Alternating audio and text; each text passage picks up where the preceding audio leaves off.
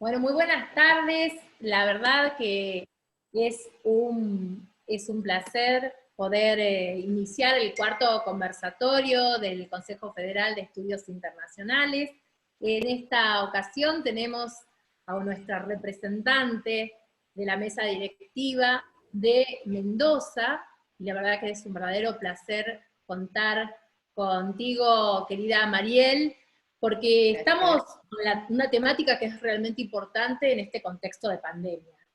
Las mujeres estamos, creería yo, sobrecargadas, además de todo lo que hacemos habitualmente, y quizás esto está pasando como desapercibido, ¿no? Porque ahora además hacemos de personal de apoyo educativo, hacemos de personal de salud, hacemos un poco más de lo que ya veníamos haciendo, ¿no? Exacto. Así que creo que es oportuno hoy poder hablar de esta visión y desde una perspectiva femenina. Así que muchas gracias, Mariel. Bueno, comenzamos, doctor. Sí, ¿Te bueno, parece? sí, perfecto. Bueno, empezaba Mariel, después yo hago el cierre final. ¿Está bien? Bien, bien. Bueno, aquellos que no me conocen, mi nombre es María Lucero, yo soy licenciada en Relaciones Internacionales, tengo un magíster en Relaciones Internacionales y estoy haciendo el doctorado, que espero terminar este año en Relaciones Internacionales en la Universidad Nacional de La Plata, en el IRI. Dirigido aquí por el doctor Norberto Consani, a quien agradezco, digamos, este espacio que nos ha dado a todos para que poder exponer nuestros temas, para poder hablar y tener estas instancias de conversación.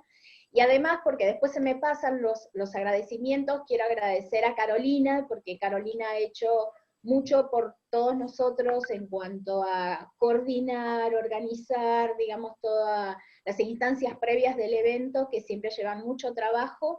Así que, Caro, muchísimas gracias. Y por supuesto a todos ustedes por estar presentes, algunos haciendo el aguante y otros conociéndome. Bueno, mi perspectiva, mi especialidad, digamos, es el feminismo en relaciones internacionales, y lo aclaro en relaciones internacionales porque no voy a hablar del feminismo en general. Y por el otro lado, mis temas de especialidad son la diplomacia y la defensa y seguridad. Bueno, dando esta presentación para que me conozcan un poquito, voy a hablar un poco de qué es lo que pasa con las mujeres en las relaciones internacionales. Sin ninguna duda, Caro ya me abrió un poco la puerta para empezar a hablar de qué es lo que pasa con las mujeres en pandemia, ¿sí? Entonces, a partir, digamos, del comienzo de esta pandemia, lo que ha sucedido es que han aparecido algunas líderes, ¿sí? O algunas lideresas políticas, principalmente, digamos, al frente de algunos gobiernos que se han destacado y que, digamos, han llamado la atención. Entonces, ¿qué es lo que pasa con las mujeres? Y de repente la atención estuvo puesta en estas gobernantes que lo que hicieron fue manejar, digamos, más eficientemente, pareciera, las políticas a implementar al interior de sus países, ¿sí? Y marco justamente al interior de sus países porque el tema de la multilateralidad se ha perdido mucho, digamos, en este periodo. Pareciera que todos como que individualmente estamos tratando de salir, y han sido pocas por ahí las iniciativas, digamos, un poco más concretas, digamos, y más de salida en conjunto, ¿no? Bueno, esto por otro lado. Y entonces aparecen estas lideresas destacando con la eficiencia en sus políticas internas. Y en esto yo voy a ir metiendo algunos temas en los cuales podemos identificar a las mujeres. Una de las formas de identificarla es a través de estos cargos políticos altos, ¿sí? Como sería el de primeras ministras o de presidentas, ¿sí? O de reinas, por ejemplo, ¿sí? Porque estaríamos hablando de la jefa de Estado, por ejemplo, británica. Entonces, digo, de repente aparecen visualizadas de esta manera. Sin embargo, si vamos a compararla mandatarios a nivel internacional, las mandatarias solo son el 6%. Entonces, acá empezamos a ver que para llegar a algunos cargos y algunos puestos no hay tantas mujeres participando, no son visibilizadas estas mujeres. Sin embargo, digamos, preparando un poco esta exposición, me llamó mucho la atención porque es un tema que para mí no es nuevo, lo vengo trabajando hace tiempo, de mujeres que aparecen a lo mejor como vicepresidentas o dentro de lo que son los gabinetes. Es decir, cada vez hay más cantidad de mujeres participando dentro de lo que son las primeras líneas de toma de decisiones a nivel internacional, en países o en organismos internacionales. Y esto es lo que me parece, digamos, es una primera forma de visibilizar a las mujeres. ¿Sí? Como dije recién, solo estamos hablando de un 6% de mujeres liderando. No me gusta por ahí la palabra liderar específicamente, porque en realidad a veces los liderazgos, comparado con otro tipo de liderazgos de otro tipo de organizaciones sociales, tienen una base más consensuada, quizás o con otros mecanismos. Sí me gustaría destacar que estas primeras mandatarias, como prefiero llamarlas, en algunos casos son jefas de Estado, en otras jefas de Estado y de gobierno, y en otros solo jefas de gobierno, ¿sí? Llegan a un 20, serán más o menos 25 mandatarias, y aproximadamente, como les mencionaba recién, solo un 6% a nivel internacional. Esta es una forma de identificarlas.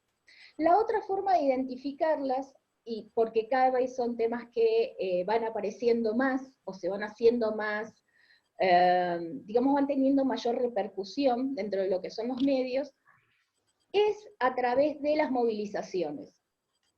Nosotros hemos visto movilizaciones referidas a el Ni Una Menos, el Me Too, pero también tenemos la performance que armó Chile a través de las tesis con El violador eres tú, ¿sí?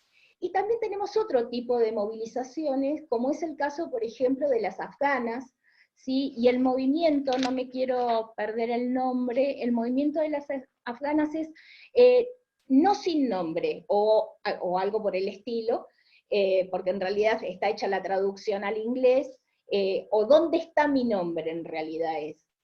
¿Qué es lo que pasa en la cultura afgana? Es mayoritariamente musulmana, ¿sí? Y la característica que tiene es que no se las puede nombrar. Son la hija de, la tía de, la nieta de, la esposa de, pero no se les da el nombre. Entonces van, por ejemplo, a un hospital, estaba leyendo un caso específico, van a un hospital y ellas dicen que son la esposa de o son la hija de, no dan su nombre. Una mujer fue, dio su nombre y cuando volvió, además de estar enferma, recibió una paliada por parte del marido. Entonces hay toda una movilización por parte de las mujeres afganas, haciendo este reclamo de dónde está mi nombre, de poder utilizar su nombre para cualquier evento y cualquier circunstancia, porque ya les digo, en el sistema de sanidad no se les permite utilizar su nombre, tampoco en el sistema de educación. Digo, hay un montón de elementos que las hacen innombrables, y nuevamente aparece esta idea de invisibilidad. Entonces me parece muy fuerte que en este contexto todavía haya gente que no puede utilizar su propia identidad, porque acá estamos hablando de la identidad, ¿no? Entonces decía, ¿cómo ver las mujeres en relaciones internacionales? Unas como mandatarias, este caso, otro caso, y que está muy asociado al tema de la pandemia, tiene que ver con la feminización de las migraciones, ¿sí? ¿Qué es esto de la feminización de las migraciones? Específicamente tiene que ver con los problemas que tienen que ver con la interseccionalidad, por un lado, es decir, la superposición de elementos que se suman a la problemática de las mujeres en sí, que tienen que ver y que cuestión migratoria en sí, digamos, choca a veces con las normativas de los países receptores. ¿Se está escuchando bien? Hola, ¿sí? Ah, perfecto. Que se encuentra con el problema de los países receptores, que se encuentra con la problemática de la familia, y aparece toda una cuestión de lo familiar transnacional como un elemento a analizar, las nuevas familias que se forman con las madres afuera porque están trabajando, o sea que han migrado de su país para buscar trabajo, para poder sustentar a sus familias que están en el país de origen. Entonces, digo, hay muchas formas de identificar a la mujer, no solamente en los estratos más altos, sino también, digamos, en una cotidianeidad que tiene que ver con el movimiento migratorio adentro de un país, ¿sí? Un elemento que quiero destacar, volviendo al tema de las mandatarias, y porque tiene que ver, digamos, con esto del feminismo, y acá te voy a hacer una observación, Carolina. Feminismo no es femenino, ¿sí? Lo femenino tiene que ver, o está asociado principalmente con digamos, una dicotomía que utiliza mucho el patriarcado, donde se le otorgan determinadas características a las mujeres, ¿sí? Desde el feminismo entendemos que hay distintas formas de expresarse, distintas identidades sexuales, distintas formas de interpretar lo cultural, y de hecho no podemos hablar de un solo feminismo, sino de varios. Y con esto lo que quiero hacer principalmente es desambiguar el concepto de política exterior feminista, que es algo que aparece mucho, que en Latinoamérica ahora se está mencionando mucho como una posible salida, pero en realidad el único país que se ha definido con una política exterior feminista ha sido Suecia. Ellos crearon este concepto basado principalmente en un trabajo de más de una década interno buscando la igualdad de género, ¿sí? Es un trabajo de mucho tiempo que en su política exterior, en algunos elementos, digamos, de alguna manera apuntaron a lo que hoy constituye la política exterior feminista sueca, y que tiene que ver con un asistencialismo, ¿sí?, a las mujeres, y con una perspectiva de género sobre ese asistencialismo.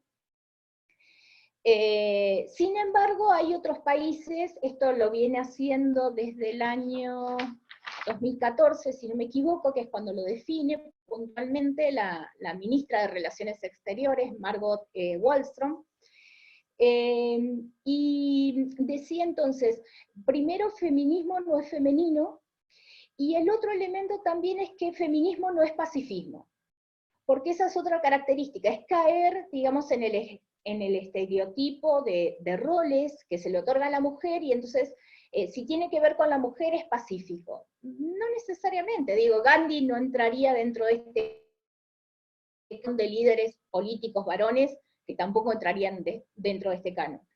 Entonces, digo, sí está dentro del posicionamiento de esta política exterior feminista sueca, no tanto el pacifismo como la búsqueda de la igualdad de género, y en realidad ellos utilizan las 3 R's por las palabras en inglés. Una tiene que ver con los derechos de las mujeres y las niñas, y una política exterior muy activa contra la no violencia en sus distintas formas y discriminación. La otra tiene que ver con el asistencialismo, pero asociado a una relocalización de los recursos económicos que se orientan puntualmente, digamos, a tratar de colaborar con el desarrollo de las mujeres, ¿sí?, y sus emprendimientos. Y la otra R tiene que ver con, ay, se me fue, una tenía que ver con los derechos, la otra tenía que ver, a ver, disculpen, voy a buscar el machetito, que se me acaba de ir la otra R, la representación, con el tema de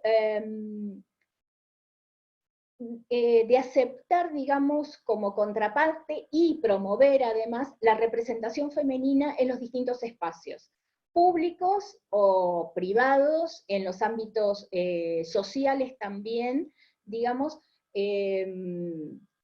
una representación más equitativa de las mujeres en estos ámbitos, entendiendo que en la política exterior también, y en este sentido promueven la participación de las mujeres como mediadoras en las situaciones de conflicto. ¿Sí? Quería marcar acá un elemento que es importante, y que es que más allá de esta intencionalidad de esta política exterior sueca, feminista, Suecia tiene una profunda contradicción, y que es el quinto país en venta de armas a nivel mundial.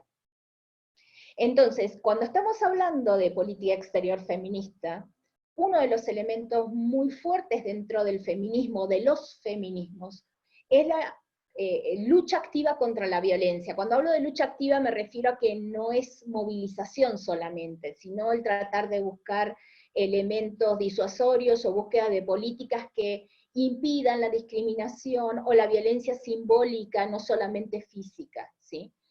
Y esta contradicción tan fuerte entre una política exterior feminista y el ser el quinto vendedor de armas a nivel internacional hace que suene poco coherente y poco confiable la profundidad de esto que está proponiendo.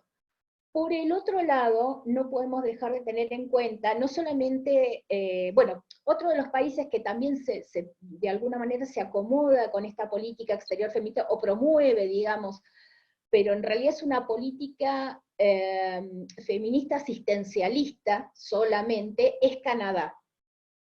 Sin embargo, Canadá, digamos, uno de los elementos que, digamos, que tiene en contra, también está asociado al tema de que al mismo momento en que Trudeau, que es su primer ministro, el que promueve esta política asistencialista, no es política asistencialista, no me acuerdo exactamente el nombre puntual que le da, pero es política de asistencia feminista al desarrollo, o algo por el estilo el nombre. Trudeau, al mismo tiempo que anuncia esta política exterior, promueve un aumento del 70% de la inversión en defensa en su país. Y dentro de las compras que se hicieron ya a este momento, la mayoría del material, el armamento bélico, es un armamento bélico ofensivo. Entonces, por un lado estamos ayudando a las mujeres, y por el otro lado estamos promoviendo la guerra. O estamos ayudando a las mujeres después que promovimos la guerra. Digo, hay una contradicción importante, y ahí es donde el feminismo a mí me hace mucho ruido, justamente porque dentro del feminismo uno de los elementos más importantes es esta búsqueda de evitar la violencia por todos los medios. Entonces, ahí hay un desentendimiento y una desconexión muy fuerte.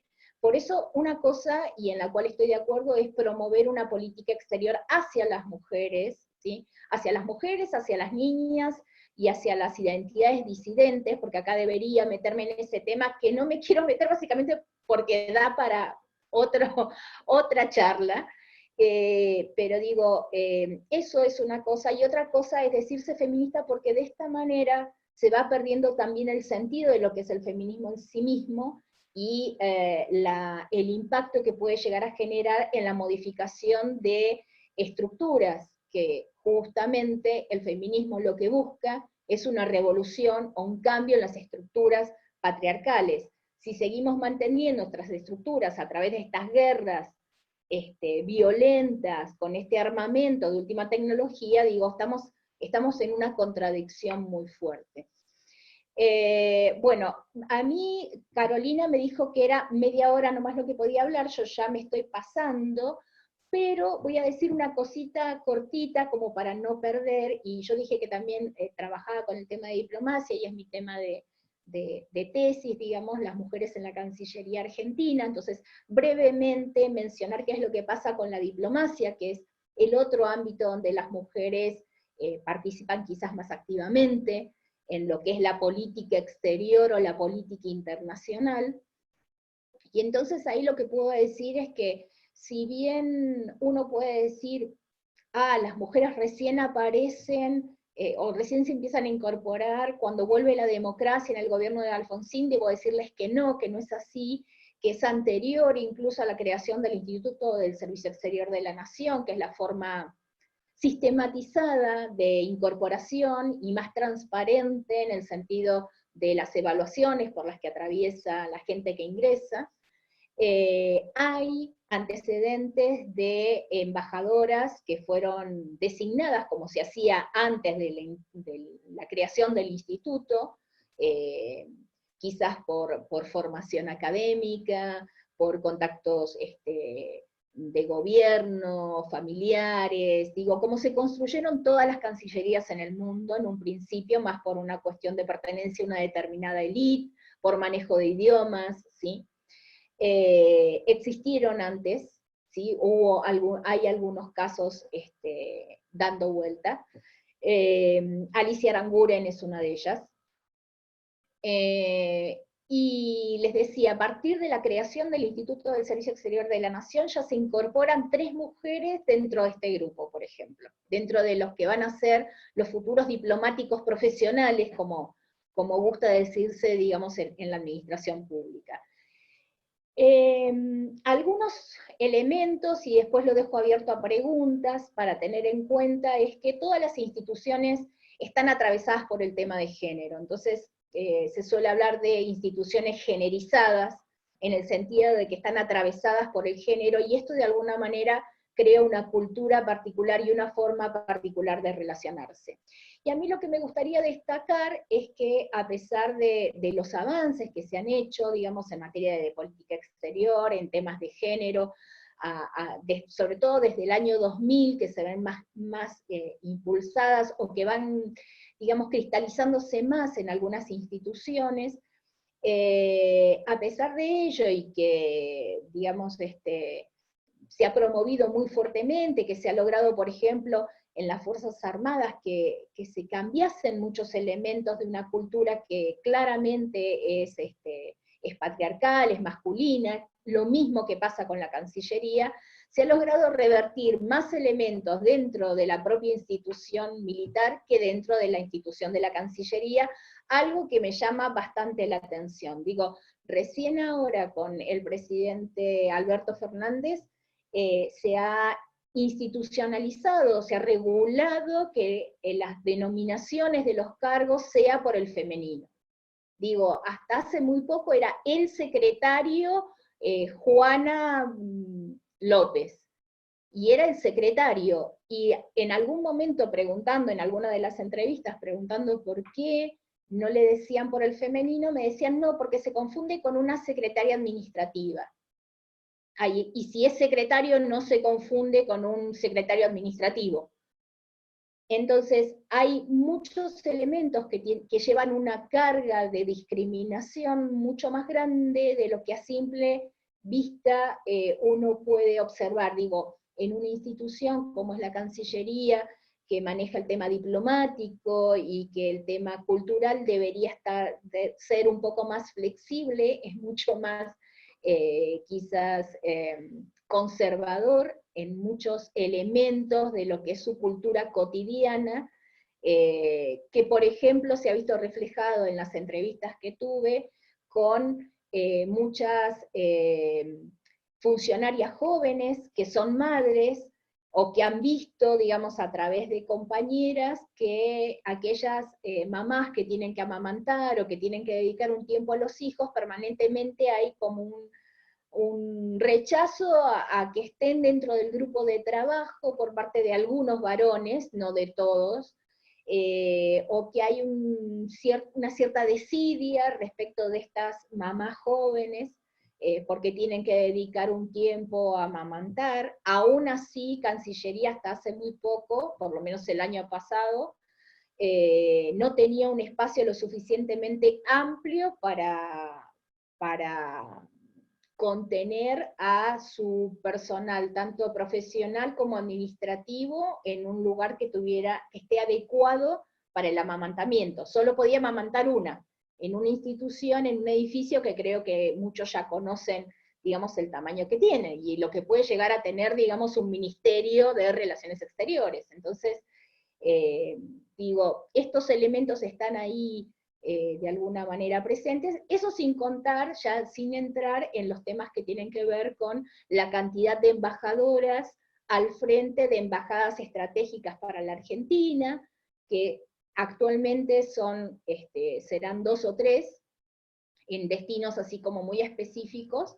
En este momento se me van los nombres. Silva, recuerdo que estaba en el Vaticano, Escuef, María del Carmen Escuef está en Naciones Unidas, o fue designada, digamos, para Naciones Unidas, como, digamos, destinos más estratégicos, pero muchas de las mujeres que llegan a embajadoras no están en destinos estratégicos, y también tenemos pocas consulesas. Entonces, creo que los elementos de alguna manera lo que demuestran es que hay una cultura patriarcal que es necesario ir modificando de a poco. En esto quiero destacar un elemento más, y ya con esto lo dejo abierto a preguntas, y es que durante el transcurso de la gestión de Susana Malcorra, se armó un trabajo de investigación sobre cuál es la situación de género, muy interesante, muy rico, y que lamentablemente con la llegada del canciller, se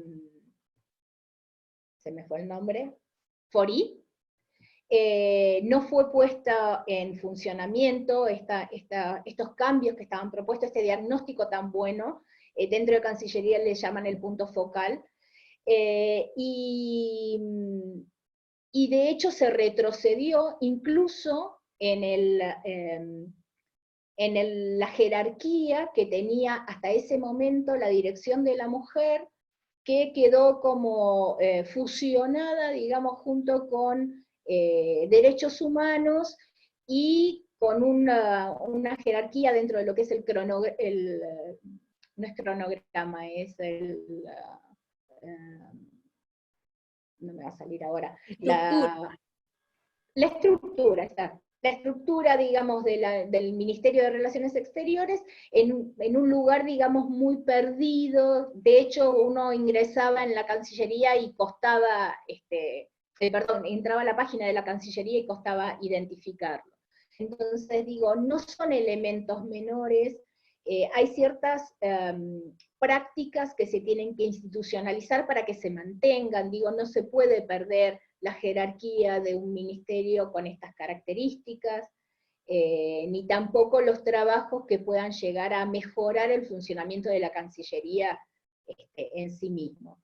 Bueno, en realidad quise darles como un panorama de decir todo y hablar de todo. Tiré algunas líneas, pero la idea es que esto pueda ser un poco más dinámico, así que estoy abierto a preguntas. Espero que les haya gustado, y la idea era dar un panorama un poquito del tema, de cómo podemos ubicar algunas cuestiones relacionadas con las mujeres. Muy bien, y la verdad que en tiempo, de acuerdo a lo establecido. Así que felicitaciones, Mariel, muchísimas gracias por este panorama, que como habías mencionado, es bastante amplio, pero que ahora vamos a abrir el espacio para que podamos generar esta charla, y vamos a abrir el espacio para las preguntas. Por eso les pido a quienes estén interesados en hacer preguntas, que puedan o colocarlas en el chat o levantar la mano en la aplicación que tienen también disponible, y comenzar el diálogo. Así que así abrimos este espacio. Perfecto. A ver, Diego. Diego me pregunta, ¿has hecho alguna valoración de sus gestiones frente a la pandemia, tanto cual? Y perdón, está bien, no hay problema, Diego. En realidad no, Diego, y te digo, no he hecho un seguimiento de las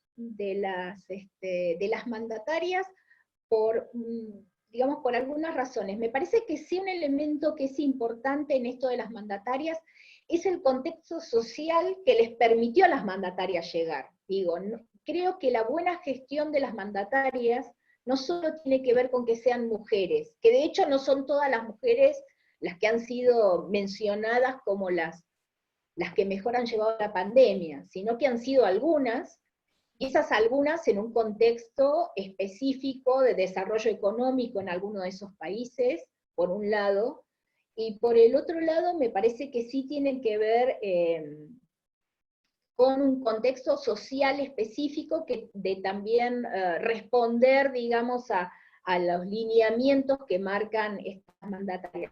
No lo he hecho, había empezado a hacerlo, pero la verdad que costaba, en un comienzo habíamos empezado con un grupo de estudiantes en abril, mayo, empezamos con eso, y bueno, y los tiempos nos fueron acelerando y terminamos todos desperdigados, pero en el primer relevamiento nos costaba por ahí llegar a datos más concretos. Y sí, una de las cosas que nos dimos cuenta, y que creo que es general, es que en la comparación de que cuántos enfermos sí y cuántos enfermos no, tenemos que suele ser el primer parámetro para medir cómo le va a un país y cómo le va a otro. El tema es cuáles son los criterios que utilizan para saber por qué se mueren y si realmente están infectados o no. Y después con el tema del les menciono lo que pasa acá en Mendoza, no sé cómo será en otras provincias, pero digo, pueden hacer inmediatamente toda la familia se considera que está infectada, automáticamente. Entonces, si es el identificar cuáles son, ¿esto está funcionando? ¿Caro? ¿Sí? Ah, bien. Si vamos a utilizar este criterio para identificar cuáles son los infectados, habría que ver cómo aplican, digamos, este criterio en otros países. Digo, en Taiwán sé que entran en los shopping y tienen unas cámaras y unos sistemas específicos y ni siquiera se les hace el hisopado hasta no ver la temperatura que tienen. Digo, es una cosa que parece de película de ciencia ficción para nosotros. Entonces, creo que los criterios que se utilizan es un elemento importante para poder identificar y ver también cómo terminan de decantar, ¿no? Porque, digo, hay bastante para analizar y para ver cuáles son los criterios, me parece que es fundamental. No sé si hay alguna otra pregunta, no sé si con eso pude responderte mucho. Deciré, muy interesante, no sabía sobre el punto focal impulsado por Malcorra, sí. También es clara la falta de mujeres en la cabeza de los ministerios en Cancillería, solo hubieron 2 y con mandatos cortos. Exactamente. Sí, de hecho deciré, las únicas 2 ministras de Relaciones Exteriores que estuvieron fueron Susana Ruiz Ceruti, que en realidad vino a reemplazarlo a Caputo bajo el gobierno de Alfonsín y que estuvo solo un par de meses.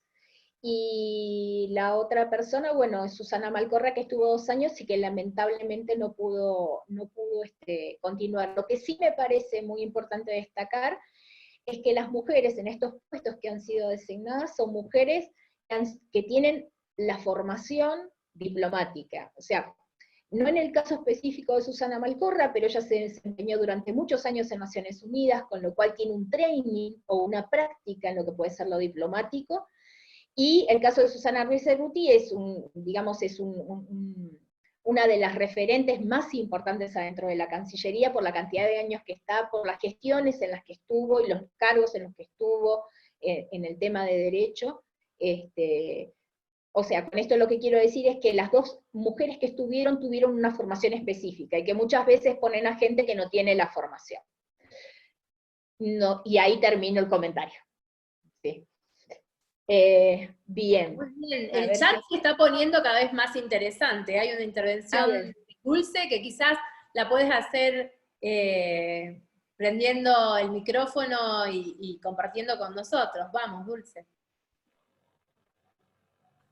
Bueno, gracias Mari, muy buena la presentación, felicitaciones. Bueno, No, gracias. quería pedirte si podías ampliar tu opinión respecto a si considerás que el actual gobierno argentino está haciendo un mayor esfuerzo para que mujeres ingresen a Cancillería en condiciones de igualdad con los varones, y también si es que conocés, si estás al tanto, digamos, si en Brasil, desde que asumió Bolsonaro, hubo un retroceso del ingreso de mujeres o de representación de mujeres en organismos internacionales. Mira, en el caso de Brasil, sinceramente no lo sé. En el caso de Argentina, lo que te puedo decir es que yo tengo una crítica muy fuerte respecto del sistema de ingreso, porque dentro de lo que son los exámenes de ingreso al Servicio Exterior de la Nación, el coloquio, que es la instancia final y donde hay digamos, donde se puede saber quién es la persona que está rindiendo, porque antes tienen un sistema con el cual vos tenés un numerito y sos solo un número, no saben tu nombre cuando van evaluando. La instancia del coloquio, te decía, se hace frente a un tribunal, bueno, sí, es más, un tribunal compuesto por 10 personas aproximadamente, embajadores y embajadoras. Y esta instancia lleva 3 veces más el puntaje que el puntaje de los exámenes escritos. O sea, que en el momento en que a vos te están viendo, esa evaluación pesa más que las otras evaluaciones, si llega a ser negativa. Entonces, a mí me parece que eso ya es una forma de discriminar. Si llevas el mismo puntaje no habría problema, pero lleva el triple, entonces me parece que ahí es algo que Cancillería debería ajustar, a mí particularmente, ¿sí? Me parece que es un elemento discriminatorio y que puede afectar negativamente a las mujeres. Y también me baso un poco en esto porque veníamos con un porcentaje casi del 50% que oscilaba, digamos, en los últimos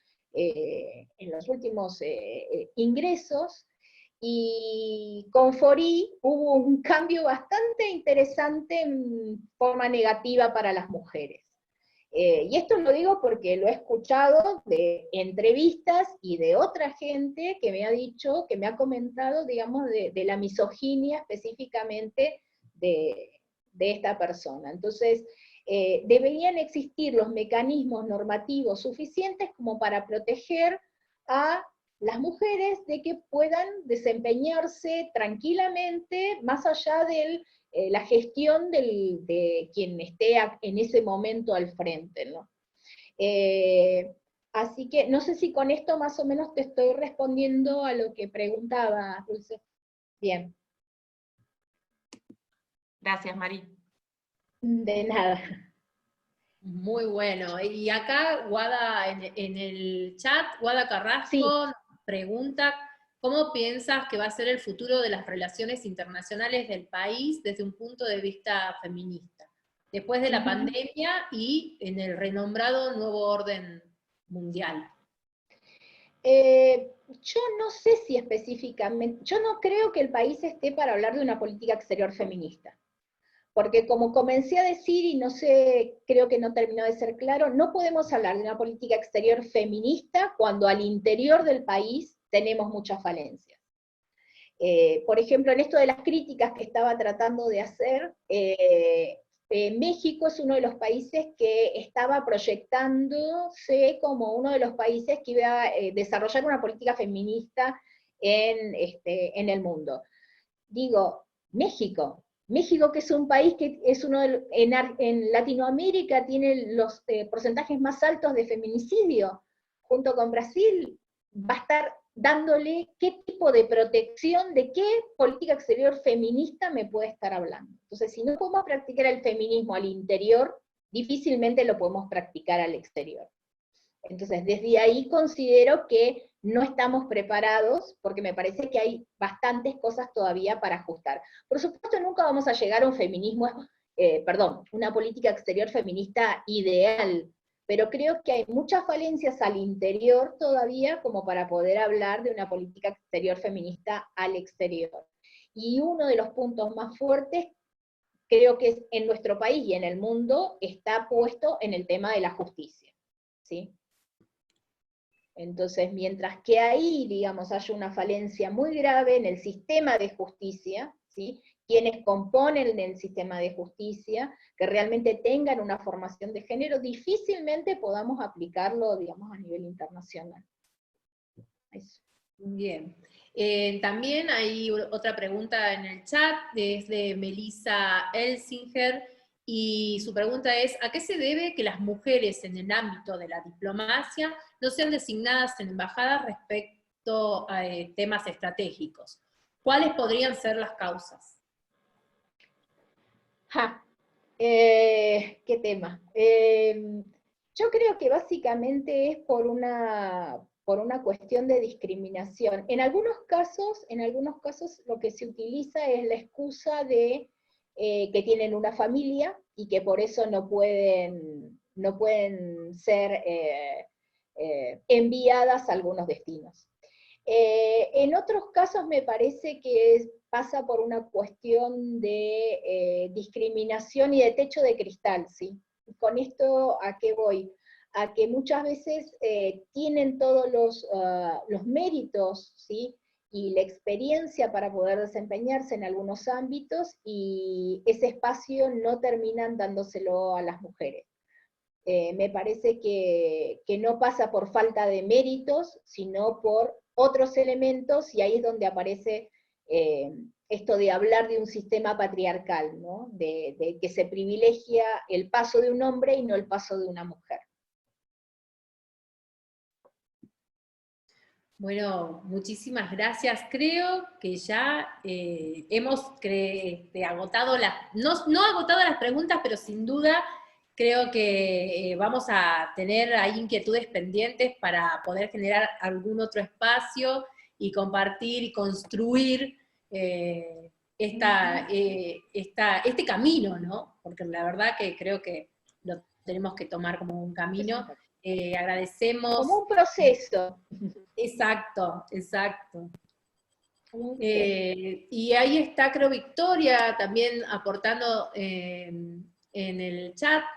Creo que sería positivo que Victoria se pueda conectar, es la referente del Consejo del COFEI Joven en La Rioja, y tengo entendido que está muy involucrada en la temática.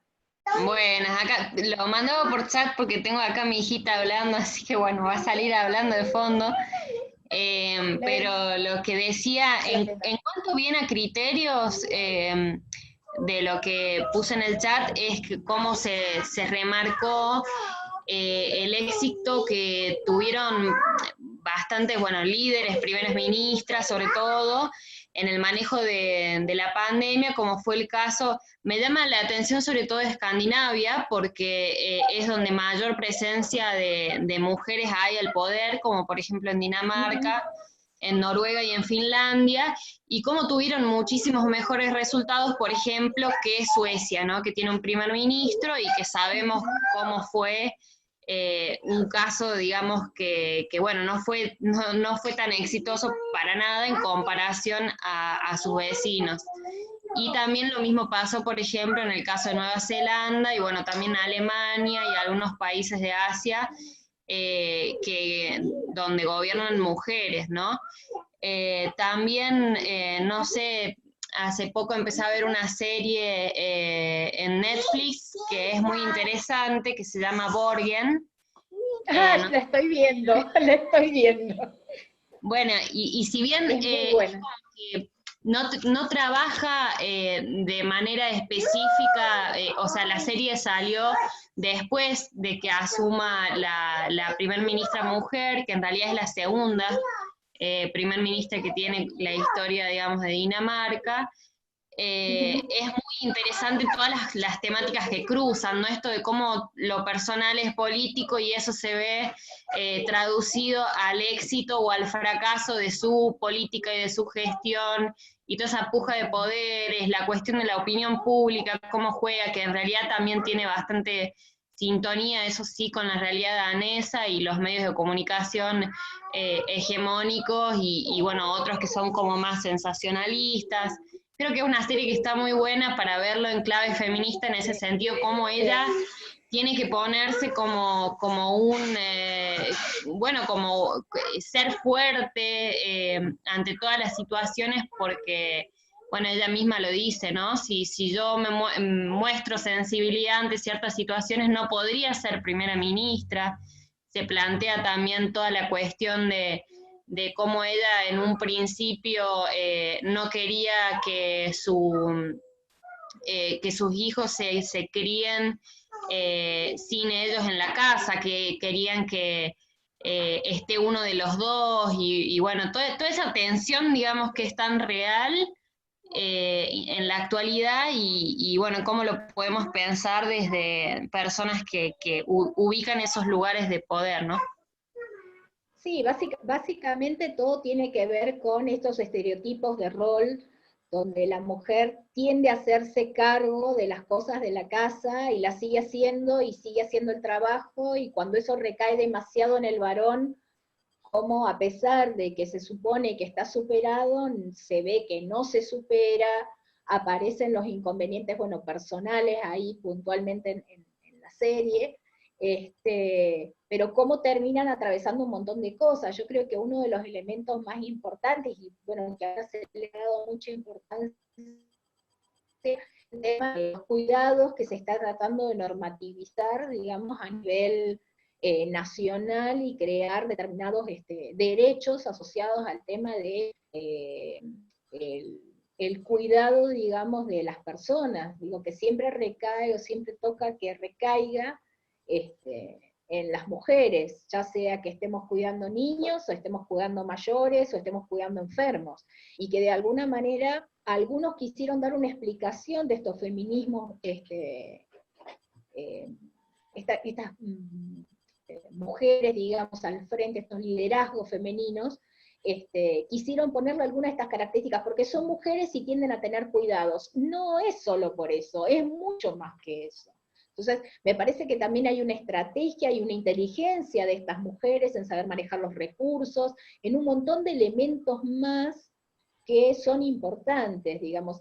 Y en este periodo, por ahí, entre que, bueno, me toca escribir la tesis y pensando y todo lo que nos va pasando, hay un elemento que muchas veces, en esto de los estereotipos de rol, dicen, bueno, la mujer es la que se hace cargo de los cuidados y de la limpieza. Perdón, ¿y de la estrategia de la casa quién? Porque no estamos acá hablando solamente de una cuestión, no, lo digo en serio, más allá de que algunas se me ríen, lo digo en serio, digo, esto de pensar en que hay que salir a hacer las compras, en qué horario vas a salir, cuánto podés traer si lo cargas o si te vas en el auto, pero al auto hay que ponerle también nafta, y entonces hay que también pensarlo, y tenés que sacar las cuentas, no digamos si estás separado o divorciada, porque eso ya es otra cosa, pero hay un montón de cosas. Digo, la estrategia de estar pensando en las vacunas de los chicos, si tenés perros, tenés que pensar en la vacuna de los perros. Digo, toda esta estrategia también lleva todos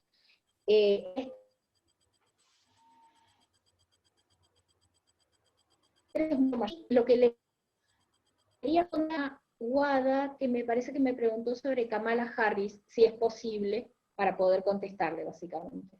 ¿Qué es lo que me parece? Me parece excelente. Me parece excelente. Alguien a mí alguna vez me preguntó, ¿y que si una mujer asume es mejor? No, no es mejor. Pero ¿sabés qué tiene una mirada distinta? La mirada de quienes han sido discriminadas. Entonces, muchas veces esto está muy presente en el accionar de algunas mujeres, sobre todo si las mujeres son feministas, porque no por ser presidenta y no por ser mujer, sos feminista, ¿sí? Y por no ser feminista tampoco significa que sea mala. Digo, simplemente son cuestiones distintas, a veces se contemplan otros elementos más, ¿sí? Si no caemos en los famosos estereotipos, volvemos otra vez a los estereotipos. Pero digo, en este caso que esta mujer es feminista, que además representa a las mujeres negras, me parece sumamente interesante su presencia, porque creo que puede llevar las voces de un montón de gente que no se ha escuchado, sobre todo con este último gobierno de Trump, ¿sí? Sinceramente no he seguido como en detalle cómo vienen las encuestas, y además todavía están variando mucho, pero ojalá llegue, nada más. Bueno, muchísimas gracias. Gracias, Mariel, por tu tiempo. Gracias a quienes se conectaron y están participando de esta actividad. Vamos a darle ahora sí el lugar a nuestro presidente del Consejo Federal de Estudios Internacionales, al doctor Norberto Consani, para que pueda dar las palabras de cierre. Así que creo que ya tiene su micrófono activado. Doctor, lo escuchamos. Sí, para no cometer el mismo error de la vez pasada. Bueno, yo creo que otro ejemplo más, la otra vez fue lo de Diego, ahora esto es muy interesante, la posibilidad que nos da dentro de todo lo que ha sido la tragedia de la pandemia, digamos, de esta posibilidad, como charlábamos contigo, Carolina, digamos, que podamos juntar gente de todo el interior del país para escuchar, en este caso, a Mariel, que viene trabajando hace muchos años, muchísimos años, me acuerdo cuando venía con todo el esfuerzo, venir de Mendoza a los congresos de LIRI, y toda una historia bastante complicada, como te pasó a vos, Carolina, también, o como ha pasado a otra gente. Creo que esto es muy importante porque además se va formando, la prueba es el caso de Dulce, digamos, que empezó y cada vez va creciendo más, y ahí están los resultados. Yo directamente soy mucho más optimista en el sentido de que si ustedes ven siempre el vaso medio lleno, el vaso medio vacío, pero fíjense ustedes la cantidad de mujeres importantes. Hablamos del tema internacional, estamos hablando del tema internacional. Casualmente yo le comentaba el otro día, hace un tiempo, a Dulce, digamos, de que 7 de las que mejores trataron la pandemia fueron mujeres.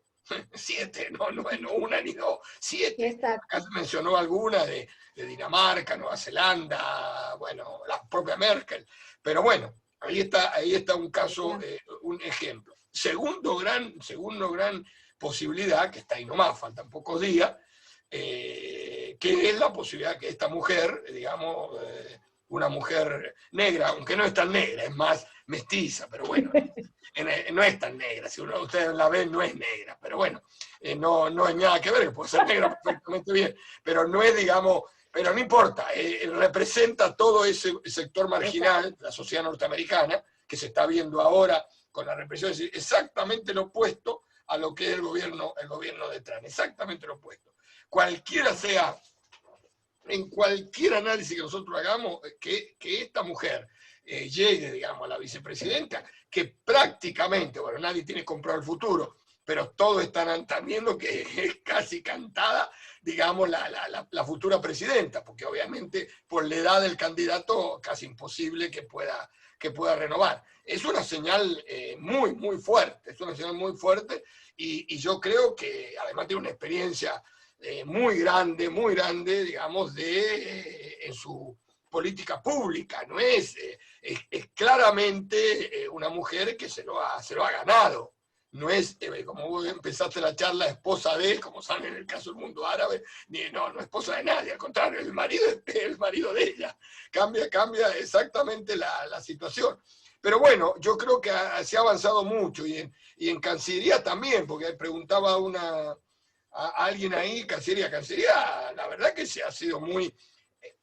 ha roto, es cierto, con Flori en estos últimos años, pero se llegó a un equilibrio. Más aún, te digo, según la información que yo tengo, hará 4 o 5 años, no sé exactamente, no importa, había más mujeres que hombres egresados del servicio exterior. Y las primeras, bueno, los primeros lugares eran mujeres, no eran hombres. Primero y segundo lugar de los egresados, después que ingresaron en los 2 años que pasan previo a ser designado en el exterior, generalmente eran hombres. Así que yo creo que ese tema está bastante... Bueno, y ahora te preguntaron recién, creo que fue una pregunta, ¿en qué lugar estratégico? Bueno, en este momento, nada menos que ante Naciones Unidas hay una mujer, y nada menos que ante el Vaticano es una mujer. Digamos, caso más impresionante de ese, que era impensable, bueno, será porque está el Papa, porque no sé, en otro contexto que hubiera aceptado la Santa Sede una mujer como embajadora, porque ahí rigen, digamos, cánones que son, para hacerlo en términos gráficos, de la vieja guardia, de la muy vieja guardia. Es decir, imagínense que los cardenales... Lo interesante, Norberto, ahí es que son diplomáticas, porque de carrera, porque en otros momentos han habido algunas estratégicas, pero han sido políticas. No, estamos hablando de carrera. Estamos hablando de carrera. Exacto. Estamos hablando de carrera. No estamos hablando de carrera. Evidentemente, sí, por supuesto, había cosas que tenía que ver mucho con la parte política. Casualmente no por los valores femeninos, sino por otros valores, ¿viste? Pero de todas maneras, esto es un avance muy grande. Yo creo que no hay ninguna limitante. Yo creo que en ese aspecto no hay ninguna limitante. Lo que vos comentaste el examen, que me parece una buena crítica, es para todos. No sé si ahí se hace. Es posible que ese jurado, que es cierto que el que define, debería estar integrado 50-50, es decir, mitad y mitad. Paritariamente, sí. Claro, sí. mitad y mitad. Sí, sí. Porque si no, evidentemente, porque obviamente son otras generaciones que, por más que tengan un discurso progresista, en última instancia, les sale el reflejo, digamos, de su formación. Y entonces lo de la mujer, evidentemente, lo de Forí, por ejemplo, fue un caso bien paradigmático, porque no es políticamente, porque la propia Macorra venía del mismo palo político y hizo una apertura. Es decir, nada que ver Forí con Macorra, por ejemplo. Entonces, son gente que viene de otra formación, y bueno, yo creo que ha sido muy útil esta charla, Mariel, y bueno, seguimos avanzando, Carolina, y la próxima, le paso el aviso, la próxima tenemos a otra mujer, Anabel Abuso, para hablarnos de las elecciones en los Estados Unidos. El próximo conversatorio será el mes que viene, en octubre. Todo el mundo va a estar hablando de eso, evidentemente, y nada mejor que Anabela, que pueda, digamos, que seguramente vendrá con la última información que haya hasta ese momento. Y bueno, así que, Mariel, vos sos de la casa, sos la mesa directiva, así que no hace falta que, digamos, te presente como si fuera extraña, sos de la casa, así que como hasta ahora ha pasado con Diego, con Patricia, así que bueno, gracias, Mariel, y todos ustedes ya tienen el ámbito del COFEI, el ámbito del IRI, ahí tienen su representante, ahí Dulce, digamos que... Y bueno, y son, de alguna manera, fíjense ustedes, son las pioneras, porque dentro de poco tiempo Mariel va a terminar su tesis doctoral, y seguramente otro tiempo más va a estar Dulce también. Es decir, en poco tiempo ya va a haber dos doctoras en el tema de relaciones internacionales y género. Así que estamos en el mejor de los mundos. Bueno, muchas gracias, Norberto, gracias a todos, gracias, Caro. Bueno, hasta luego. Chao a todos, a La Rioja, a Mendoza, a La Plata, a Santiago del Estero, a ver quién me queda, a Salta, a Jujuy, bueno, a Reconquista, a Chaco, bueno, no sé si me queda alguna provincia por ahí. Bueno, hasta luego.